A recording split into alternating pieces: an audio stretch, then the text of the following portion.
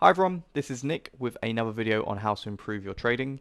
And I made this video as a result of having some back and forth conversations with a guy called Russell, who I got in contact with in December of last year and have since just kind of helped him out in small ways with his trading journey. He has a recap show which he does each day after trading, where he goes through his own trades and his thoughts on the market. He's the first person to say that he is not a trading guru, he's not an educator, but I think it's really cool that he's sharing his journey, and I really hope he succeeds. And one of the things that I have seen over the past few weeks is what this video is all about, which is why you make no real progress in trading, and more specifically, why you take one step forward, then one step back, and you're constantly going back and forth. And I think it's something that a lot of traders struggle with. I certainly did for a while. So, going to start off, this isn't going to be super long, this video as well.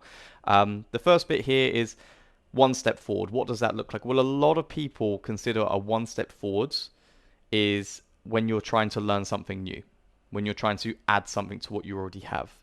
And that can be great, right? In a lot of things, you're exploring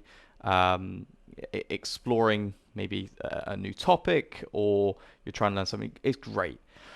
In trading, less so, but as a general idea, when you learn something new, it feels like a step forward. Um, it could also be when you're looking for a reason for why your trade didn't work out this time, looking back over the day and seeing how you could have made money. And this is really the crux of, I personally believe, one of Russell's problems is he will look back over the day quite often to figure out, okay, why did my strategy not work today? What was it that was preventing me from being able to, or what was it that stopped it from working? And one thing that I feel like a lot of people go through is having these sudden aha moments or realizations where it's like, oh, I understand it now. I can see that today if I look at two different time frames and it works on both, then it's a trade, and it works perfectly. So this is what I'm going to use from now on. And this is, I think, where the real danger lights should come on. When you see something work one day and then immediately like, I've learned something new, I'm going to implement this, and this is the moment to step forward. Now, the thing is, this improvement, you see, you think, oh, it's simple, it's easy, it's obvious because you've just looked at it. The problem is, it's often not easy, and you feel like you've made this major improvement when in fact you haven't really.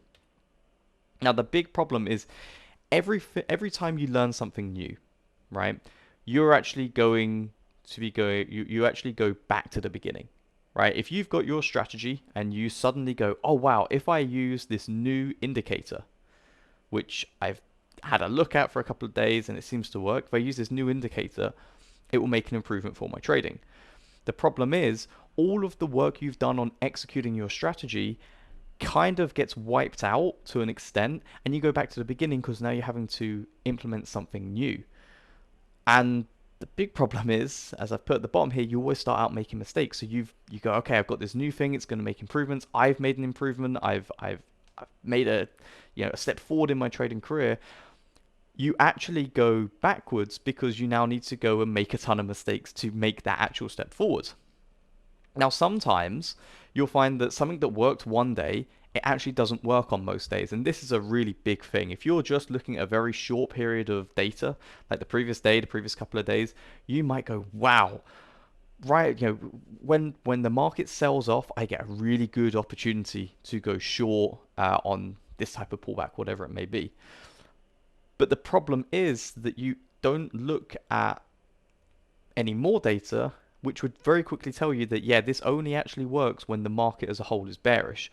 During bullish movements, which is what the market is 80-90% of the time, it doesn't feel like it right now, but in general, the market is bullish.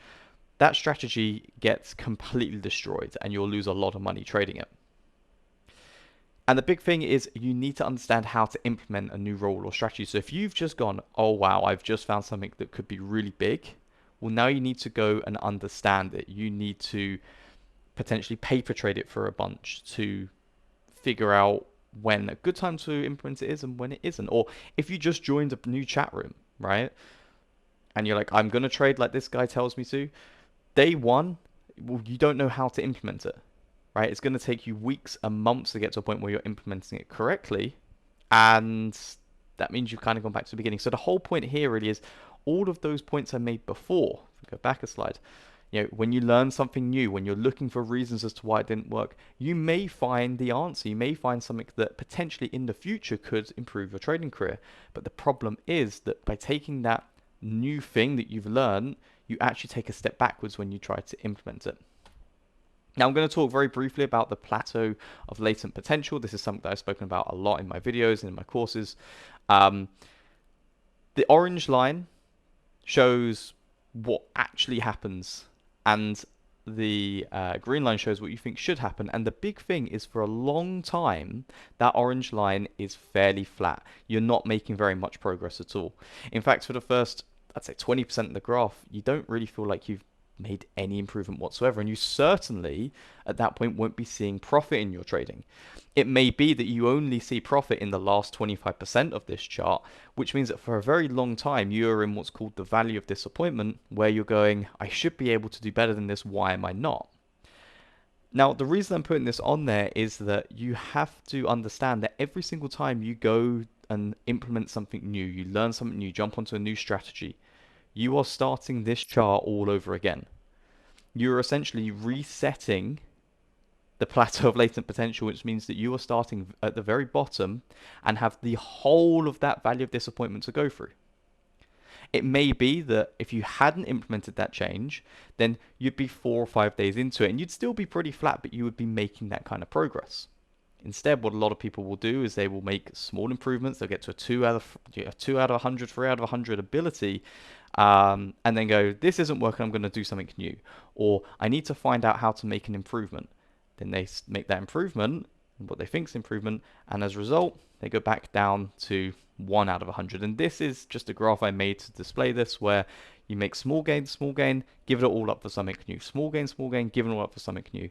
And you can see that by the end of this chart, you're only at a 3, and I actually made it out of 100, but a 3 out of 100 or 3 out of 50 or whatever it may be, you haven't made any improvements. Now that's despite, we can see there's 1, 2, 3, 4, 5, 6, 7, 8. There are 8 mini upgrades in this, right? 8 new pieces of information that you've taken on. 8 steps forwards, but every time it's a step backwards. Now sometimes you are going to add a piece of information that does make an immediate improvement. For the most part, that doesn't happen. When you add something new, when you go, right, my strategy didn't work today, I'm going to look back through, and you go, oh, you know what? Today was a choppy day. And it didn't work today because it was a choppy day. Well, it could well be that your strategy actually works really well on a choppy day, and it was just unfortunate. I went through this exact situation at the end of last week. We had a day where the price action was absolutely perfect for my strategy.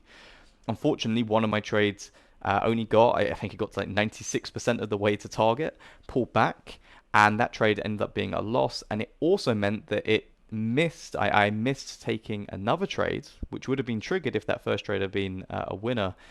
And overall, that one trade ended up costing me around about 9 or 10 times my average risk, and the whole day ended up being -9.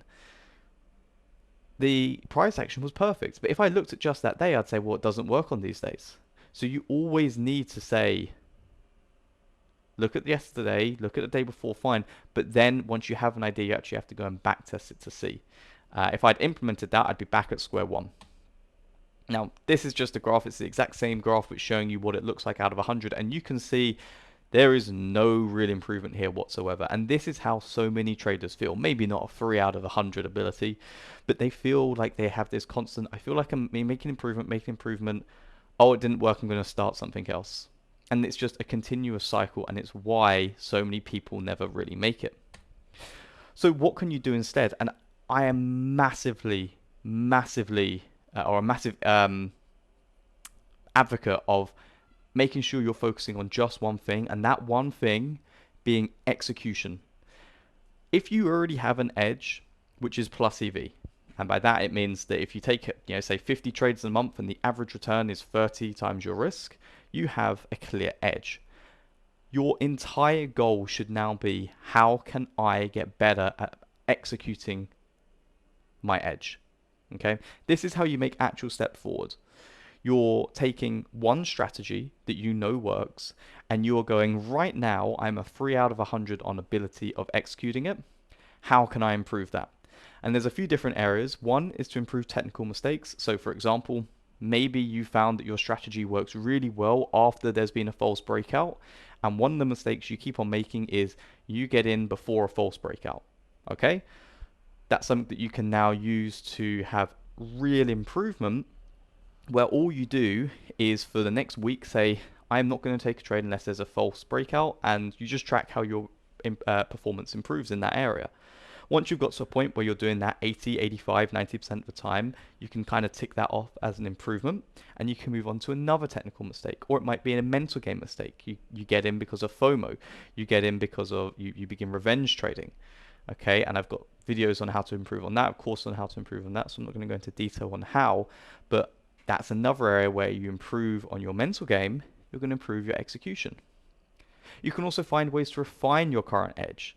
And by that I mean, bring up your data. If you've got like 3 months, 4 months, a year's worth of data, go through it and go, okay, what time of day am I actually making the most money in this? What type of market does it perform best in? And with that, you can then begin to say, right, you know what? My strategy does really well between 9:30 a.m.